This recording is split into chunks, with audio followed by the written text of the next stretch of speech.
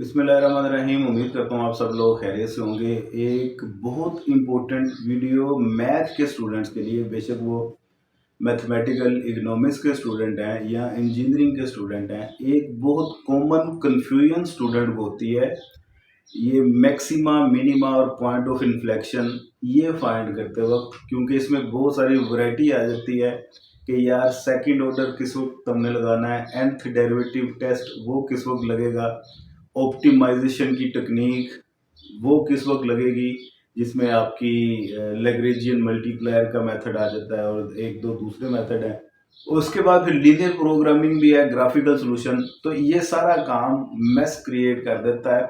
तो ये इसका तरीका याद रखने का क्या है, तो बिल्कुल सिंपल सा फार्मूला आपको बताने लगा हूँ, जिसको माइंड में रख के आप लोग तैयार करेंगे तो इंशाल्लाह किसी कंफ्यूजन का सामना नहीं करना पड़ेगा।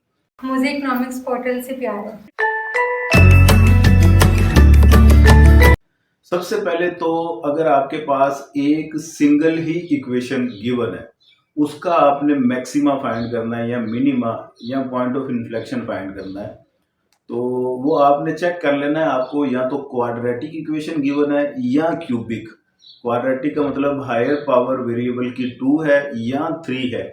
तो इन दोनों केसेस में आपने second order derivative test apply करना है। ठीक है, वो सेकंड डेरिवेटिव टेस्ट अगर आपका लेस देन जीरो आ गया तो इसका मतलब है मैक्सिमा है, ग्रेटर देन जीरो आ गया। ये रूल आपको पता है, मेरे चैनल पे वीडियोस भी बनी हुई हैं, वो भी आप जाके देख सकते हैं डिटेल में। ये मेथड समझना हो तो ये बात यहाँ तक तो समझ आ गई। एक सिंगल इक्वेशन है, उसका मैक्सिमा मिनिमा कैसे फाइंड करना है। हाँ, अगर इक्वेशन की हायर पावर वो 3 से ग्रेटर है, क्वाड्रेटिक इक्वेशन है, या इक्वेशन मैक्सिमम पावर उसकी 5 आ गई, 6 आ गई, 4 आ गई या इससे ग्रेटर हो जाती है, तो फिर आपने nth डेरिवेटिव टेस्ट की तरफ जाना है। nth डेरिवेटिव टेस्ट के ऊपर भी मेरी वीडियो मौजूद है, कैसे चेक किया जाता है कि मैक्सिमा कब होता है, मिनिमा कब होता है।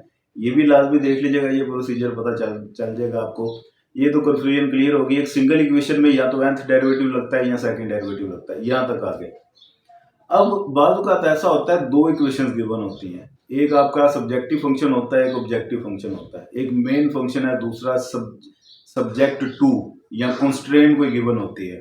तो ऐसे में जब दो इक्वेशन गिवन हो तो फिर आपने सेकंड डेरिवेटिव या nth डेरिवेटिव टेस्ट नहीं लगाना, बल्कि आपने कंस्ट्रेंट ऑप्टिमाइजेशन करनी है।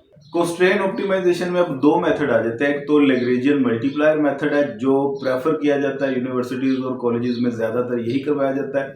दूसरा इसका एक आसान और शॉर्टकट मेथड है, जिसे सब्स्टिट्यूशन मेथड कहते हैं। बहरहाल इन दोनों मेथड्स पे सेपरेट मेरे चैनल पे वीडियोस मौजूद है। मैथमेटिकल इकोनॉमिक्स के नाम से प्लेलिस्ट बनी हुई है, उसमें जाएंगे तो आपको इजीली ये वाली वीडियोस मिल जाएंगी। लैग्रेंजियन मल्टीप्लायर मेथड में वो कंपोजिट फंक्शन बनाना होता है, तो उसके बाद लैम्डा से मल्टीप्लाई करना होता है वगैरह वगैरह। उसका एंड पे आके फार्मूला आ जाता है, और फार्मूले की मदद से फिर आप चेक करते हैं फंक्शन मैक्सिमा है या मिनिमा है। और उसके बाद अगर फार्मूला आपने नहीं लगाना, इसी में फिर एक और ऑप्शन है, आप वो हेजियन डिटर्मिनेंट अप्लाई करते हैं और बॉर्डर्ड हेजियन, उसकी मदद से आप चेक करते हैं फंक्शन मैक्सिमा या मिनिमा है। अगर आप सिंपल सब्स्टिट्यूशन मेथड में आते हैं तो उसमें लैम्डा का कोई चक्कर नहीं होता, लैम्डा के बगैर ही आप वो डायरेक्ट एक्स और वाई की वैल्यूज निकाल लेते हैं।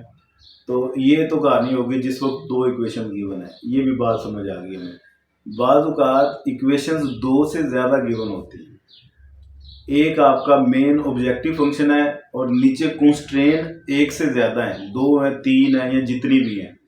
तो जब आपके पास कंस्ट्रेंट्स एक से ज़्यादा हों, तो यानी कि टोटल आपकी इक्वेशन दो से ज़्यादा हों, तो फिर आपने ग्राफिकल सॉल्यूशन की तरफ जाना है, जिसे लीनियर प्रोग्रामिंग कहते हैं। और लीनियर प्रोग्रामिंग में डिटेल में इस पे भी रेडीमेड काम आप लोगों के लिए बहुत आसानी है। लीनियर प्रोग्रामिंग में भी डिटेल में मेरी वीडियोस बनी हुई हैं, उसमें मैक्सिमा का क्या तरीक़ेकार है उस पर अलग वीडियो बनी हुई है, मिनिमा उसकी अलहदा से प्रॉब्लम्स हैं वो आपको पता चल जाएंगी, वो आप देख सकते हैं। तो ये सारा चक्कर है।